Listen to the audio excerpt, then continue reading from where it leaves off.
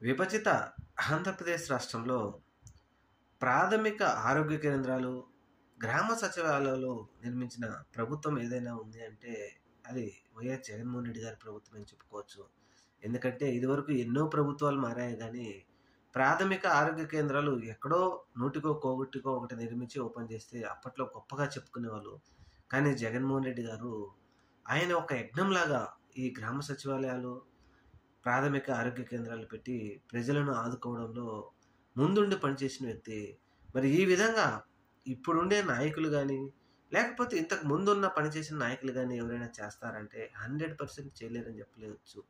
ఇప్పుడు కూడా జగన్ మీద దుమ్మెత్తిపోవడమే చేస్తా ఉన్నారు గానీ, పల్లెటూర్లలో ఎంత ఇబ్బంది పడుతా ఉంటే ఒక విలేజ్ క్లినిక్ ఏర్పాటు చేసి తెలుగుదేశం పార్టీ కార్యకర్తలు గానీ, లేకపోతే ప్రభుత్వం గానీ ఎవరైనా ఒక బాగలేని వ్యక్తిని ఆదుకొని అతనికి సరైన వైద్యం చేపిస్తే అతను బ్రతికున్నంత కాలం చెప్పుకుంటాడు గదా!